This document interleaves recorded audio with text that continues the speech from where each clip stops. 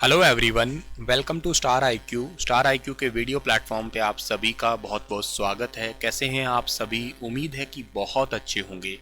आइए एक और करंट अफेयर का वीडियो आपके लिए फरवरी महीने का लेके हाजिर हूँ। बहुत इंपॉर्टेंट क्वेश्चन जो आप लोगों के आगे शेयर करने वाला हूँ मैं। अगर आपने मुझे इंस्टाग्राम पे फॉलो नहीं किया है तो ज़रूर करिएगा। सुनील स्टार आईक्यू इंस्टाग्राम पे है और मेरी आईडी, और आप मुझे टेलीग्राम पे भी फॉलो कर सकते हैं। स्टार आईक्यू एजुकेशन अपना टेलीग्राम हैंडल है। दोस्तों, आज का जो पहला करंट अफेयर है वो बहुत ज़्यादा इम्पॉर्टेंट है। क्या नीति आयोग का मुख्य कार्यकारी अधिकारी यानी कि सीईओ जो है ना, किसे नियुक्त किया गया है? अभी हाल ही में थोड़े दिन पहले ही आप लोगों ने पढ़ा होगा कि सीईओ नीति आयोग के बदले गए थे। और जो नीति आयोग के पहले सीईओ थे, एक्चुअली मैं अगर आपको शुरुआत से बताने की कोशिश करूँ ना तो यूँ होगा कि हमारे भारत के अंदर एक डिपार्टमेंट होता था जिसका नाम था योजना आयोग, है ना।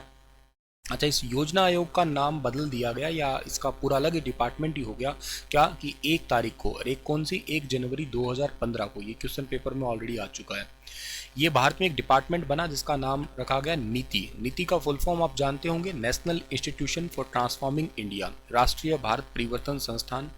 नीति आयोग के अंदर एक तो होते हैं अध्यक्ष, होते हैं जिनको आप लोग चेयरमैन कहा करते हैं, और जो अध्यक्ष साहब होते हैं, अध्यक्ष साहब जो होते हैं ना, वो हमारे पीएम साहब ही होते हैं। योजना आयोग के अध्यक्ष चेयरमैन भी पीएम ही थे। अच्छा, इसके अलावा एक डिपार्टमेंट होते हैं, वाइस चेयरमैन होते हैं। वो वर्तमान में कौन है? वो वर्तमान में है सुमन के बेरी, ठीक है ना, सुमन के बेरी साहब है। और एक है इसके अंदर सीईओ, ठीक है ना। तो अच्छा, नीति आयोग के पहले सीईओ जो थे ना, उनका नाम था अमिताभ कांत था, जो कि G20 जो पिछले साल का हुआ था उसमें शेरपा थे भारत के। दूसरे जो बने थे थोड़े दिन पहले ही, इनका नाम क्या था? इनका नाम है परमेश्वरन अय्यर, ठीक है ना। परमेश्वरन अय्यर जो है ना, ये बने थे दूसरे। और अब तीसरे बने हैं, इनका नाम क्या है? इनका नाम है BVR सुब्रमण्यम, ठीक है ना। इनका नाम है BVR सुब्रमण्यम। BVR सुब्रमण्यम जो है ना, ये हमारे भारत के करंट अभी हाल ही में तीसरे सीईओ बने हैं। अच्छा, याद रखना, ये जो परमेश्वरन अय्यर है, अब ये कहाँ गए? तो ये वर्ल्ड बैंक के अंदर चले गए। वर्ल्ड बैंक के अंदर जो एग्जीक्यूटिव डायरेक्टर होता है, जिसको निदेशक, कार्यकारी निदेशिका टीम कह सकते हो, उनके अंदर ये काम करेंगे अब। तो ये याद रखना आप लोग। अच्छा, नीति आयोग के वीसी भी ये तीसरे हैं एक्चुअली। सबसे पहले नीति आयोग के जो बने थे ना, वो थे अरविंद पनगड़िया, और दूसरे बने थे राजीव कुमार, और तीसरे अब सुमन के बेरी करंट में चल रहे हैं।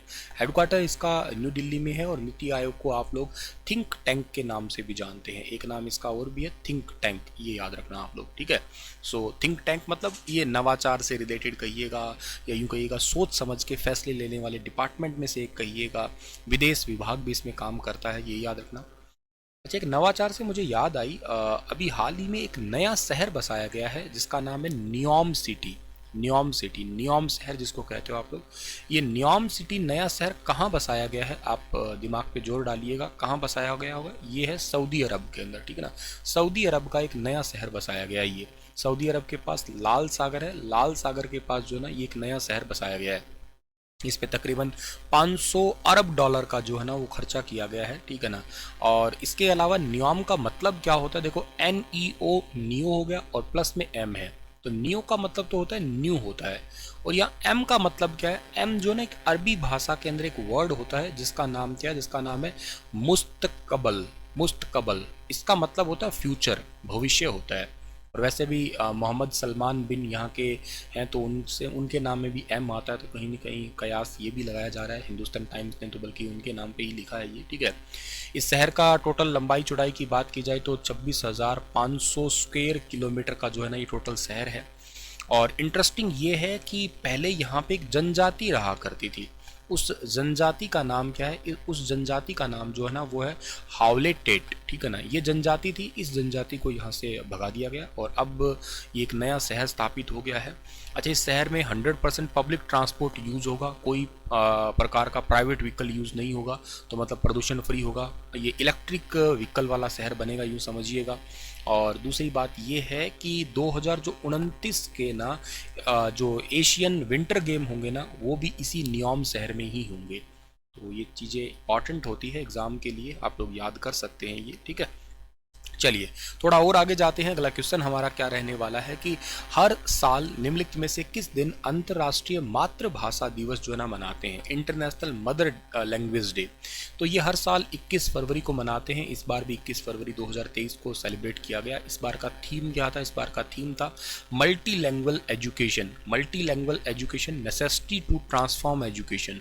इसका मतलब क्या हुआ? Multilanguage education necessity to transform education का मतलब ये हुआ कि जो बहुत भाषा है, जिसको बहुभाषी कह सकते हो आप लोग, बहुभाषी जो है ना वो एजुकेशन सिस्टम को बदलने के लिए बहुत ज़रूरी है।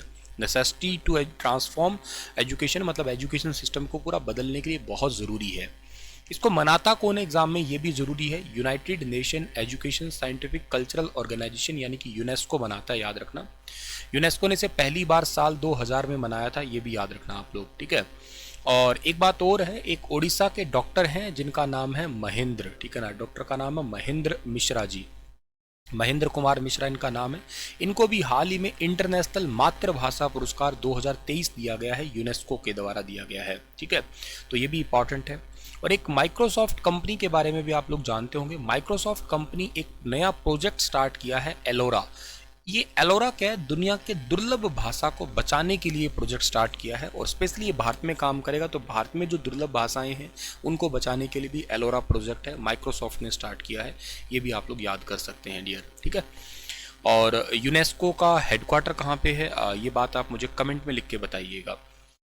अगला क्वेश्चन है कि हाल ही में international union of railway and railway जो प्रोटेक्शन फोर्स है, ठीक है ना, माफ करना, ये प्रोटेक्शन फोर्स है आरपीएफ ने निम्नलिखित में से किस शहर में 18वीं विश्व सुरक्षा कांग्रेस 2023 का आयोजन किया है। तो रेलवे प्रोटेक्शन फोर्स ने निम्नलिखित में से अभी हाल ही में जयपुर के अंदर जो है ना अपनी 18वां विश्व सुरक्षा कांग्रेस का जो है ना वो अभी रिसेंटली एक आपका पूरा सम्मेलन का आयोजन किया है। अच्छा, मैं आपको एक बहुत इंपॉर्टेंट बात बताता हूँ। जो आरपीएफ है, आरपीएफ के डायरेक्टर जनरल है ना वो कौन है? इनका नाम है संजय, ठीक है ना, इनका नाम है संजय चंद्र, ठीक है ना, संजय चंद्र इनका नाम है। अच्छा, ये इंपॉर्टेंट कैसे हुआ सर? देखो, एक जो आपका इंटरनेशनल यूनियन रेलवे जो है ना, इसके अंदर एक प्लेटफॉर्म है जिसको कहा जाता है क्या? Security platform. इस सिक्योरिटी प्लेटफॉर्म के हाल ही में चेयरमैन को बनाया गया है संजय चंद्र को। ये एग्जाम में क्वेश्चन जरूर जरूर आ सकता है, सुपर इंपॉर्टेंट। क्या कि जो आपका यूनियन ऑफ रेलवे है या यूं कहिएगा यूआईसी, आप लोग जो है ना इसको इंटरनेशनल यूनियन रेलवे भी कह सकते हो, इसमें किसको सिक्योरिटी प्लेटफॉर्म का चेयरमैन बनाया गया है? संजय चंद्र को बनाया गया है। ये बात बहुत इंपॉर्टेंट है। इंटरनेशनल जो रेलवे यूनियन है इसका हेडक्वार्टर पेरिस में है, याद रखना आप लोग। और ये सम्मेलन कब से कब तक हुआ था? ये हुआ था 20 से लेकर 23 फरवरी को हुआ था। अगला जो क्वेश्चन है, हाल ही में खजुराहो नृत्य महोत्सव 2023 के 49वें संस्करण का उद्घाटन निम्नलिखित में से किस राज्य में किया गया? अच्छा, खजुराहो टेम्पल आप सभी को वैसे अच्छे से पता होगा, ये मध्य प्रदेश के अंदर है। मध्य प्रदेश के अंदर एक छतरपुर, ठीक है ना, सुना होगा आप लोगों ने छतरपुर, पिछले दिनों चर्चा में भी था ये खूब। छतरपुर के अंदर है और इसका उद्घाटन किसने किया था? खजुराहो नृत्य महोत्सव का यहाँ के राज्यपाल है मंगू भाई छगन भाई पटेल, उन्होंने किया था। खजुराहो को वैसे मैं बता देता हूँ आपको, यूनेस्को वर्ल्ड हेरिटेज साइट में शामिल किया जा चुका है। मध्य प्रदेश में टोटल 3 साइट है वर्ल्ड हेरिटेज की। एक तो खजुराहो टेम्पल है एक तो, और दूसरा जो है ना एक भीमबेटका गुफाएं हैं, और तीसरा यहाँ पे सांची स्तूप है। जो 200 रुपये का नोट है ना उसके पीछे सांची स्तूप ही है। तो ये बात भी आप याद कर सकते हैं। अच्छा, मध्य प्रदेश में एक योजना स्टार्ट हुई थी थोड़े समय पहले, इसका नाम है लाडली बहना। लाडली बहना योजना के तहत क्या होगा कि महिलाओं को 1000 रुपये हर महीने खाते में दिए जाएंगे आर्थिक सहायता के रूप में। इसके अलावा यहाँ पे एक एक्सप्रेस वे भी बन रहा है जिसका नाम है विंध्या एक्सप्रेस, ठीक है ना, विंध्या एक्सप्रेस बन रहा है। ये भोपाल से सरगली के बीच में बनेगा, 660 किलोमीटर का होगा ये, ठीक है। और इसके अलावा जो है ना यहाँ पे थुरे बाल गंगाधर, थुरे नाम की जगह है, वहाँ पे बाल गंगाधर जो है ना उनके लिए एक इको पार्क है, वो भी एक सेटअप किया जा रहा है। इको पार्क की एक मूर्ति लगी है यूँ समझो, जो इको पार्क को बहुत ज़्यादा जो है ना मदद भी करेगी। थोड़े दिन पहले मध्य प्रदेश में मैंने आपको पढ़ाया होगा एक खेलो इंडिया यूथ गेम है, वो भी हुए थे, भोपाल में मेनली हुए थे और जीता था महाराष्ट्र ने, 2 नंबर पे हरियाणा रहा था उसके अंदर। हाल ही में photo of the year award किसे मिला है, pictures of the year award जो है ना किसे दिया गया है, तो ये दिया गया है कार्तिक सुब्रमण्यम को। एक फोटो थी, ये वाली फोटो देखिएगा, ईगल की फोटो है, बहुत सुंदर फोटो खींची है। ये फोटो एक्चुअली अलास्का में खींची गई है, अमेरिका का जो अलास्का ना वहाँ पे खींची गई है। उड़ते हुए ईगल जो है ना इनकी फोटो, इसके लिए इनको photo of the year award से सम्मानित किया गया है। हाल ही में भारत का 80वां ग्रैंड मास्टर कौन बना है, तो भारत का 80वां ग्रैंड मास्टर जो बना है उनका नाम है विघ्नेश एनआर। विघ्नेश एनआर जो है ना, इनको भारत का 80वां ग्रैंड मास्टर का खिताब मिला है। ग्रैंड मास्टर के लिए 2500 फिडे रेटिंग होनी चाहिए, फिडे ईएलओ रेटिंग बोलते हैं उसको, वो होनी चाहिए। ये 80 में बने हैं। अच्छा, जो विशाख एनआर जो है ना, ये 59 में एनआर थे, और ये जो आपके विघ्नेश हैं इनके बड़े भाई थे, या यूँ को समझो विघ्नेश जो है ना 80 में बने हैं, ये छोटे भाई है, तो दोनों भाइयों ने भारत का नाम रोशन किया है। अच्छा, ये 80 में बने, तो 79 कौन थे? 79 जो थे ना उनका नाम है प्रणेश, ठीक है ना, प्रणेश एम, और विघ्नेश चेन्नई के हैं, याद रखना। अच्छा, 78वें कौन थे? 78वें का नाम था कोस्टव, ठीक है ना, कोस्टव चटर्जी। 77 वाले जो है ना ये कौन थे? ये थे आदित्य मित्तल, ठीक है ना, आदित्य मित्तल, ठीक है ना, आदित्य मित्तल। अच्छा, पहले कौन थे सर? पहले थे विश्वनाथ आनंद, वो तो खैर आप लोग सारे जानते ही हो। हाल ही में स्लम सोकर को 2023 लोरियस फॉर गुड अवार्ड के लिए नॉमिनेट किया गया है।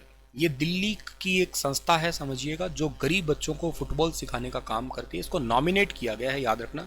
लोरियस अवार्ड जो है ना बहुत इंपॉर्टेंट है, 1999 में जो है ना इसको स्टार्ट किया गया था, ठीक है। हाल ही में आईएनएस सुमेधा ने नौसेना रक्षा प्रदर्शनी, एक नौसेना रक्षा प्रदर्शनी है जिसका नाम है नावेडेक्स 23, और एक है इंडेक्स आईडेक्स 23, इसमें भाग लिया है। तो ये प्रतियोगिता एक्चुअली हुई कहाँ पे थी? तो ये हुई थी आपकी अबू धाबी में, और अबू धाबी राजधानी किसकी है? संयुक्त अरब अमीरात की, यानी कि यूएई की राजधानी है, ये याद रखना आप लोग। अच्छा, यूएई का एक बहुत इंपॉर्टेंट बात मुझे याद आ रही है, क्या यूएई के अंदर ना COP 28 होने वाला है अपकमिंग। COP 27 मिस्र में हुआ था ना, कॉन्फ्रेंस ऑफ पार्टीज 28 जो है ना दुबई के अंदर होगा। इसके अध्यक्ष कौन होंगे? इन अध्यक्ष का नाम भी इंपॉर्टेंट है, सुल्तान अल जबर, सुल्तान अल जबर, ये बहुत इंपॉर्टेंट है, याद रखना। अच्छा, यूएई का एक शहर है जिसका नाम है अल मिनहद, ठीक है ना, अल मिनहद। अल मिनहद जो है ना, इसका नाम बदल के मैंने आपको थोड़े दिन पहले ही पूछा था, हिंद सिटी कर दिया गया है, ये भी आप लोग याद रखना। इसके अलावा यूएई पे एक चांद, यूएई ने जो है ना अपना एक चांद पे रोवर भेज रखा है, और उसका नाम भी आपको पता होना चाहिए, उसका नाम है राशिद रोवर, ठीक है ना, राशिद रोवर, ये भी आप याद रखना। और दुबई में अभी हाल ही में ना वर्ल्ड गवर्नमेंट समिट भी हुआ था 2023 का, वर्ल्ड गवर्नमेंट समिट 2023 का हुआ था दुबई के अंदर ही। और दुबई में वर्तमान मतलब अफ्रीका के अंदर आप कहिएगा यहीं पे ही पास में शारजाह है, जहाँ दुनिया का सबसे बड़ा सफारी पार्क है, हालांकि उसको रिप्लेस करके अब हरियाणा में बनेगा। हाल ही में APJ Abdul Kalam satellite logical mission 2023 है, उसको कौन से राज्य के अंदर जो है ना वो लॉन्च किया गया है? कौन से राज्य में लॉन्च किया गया है इसे हाल ही में?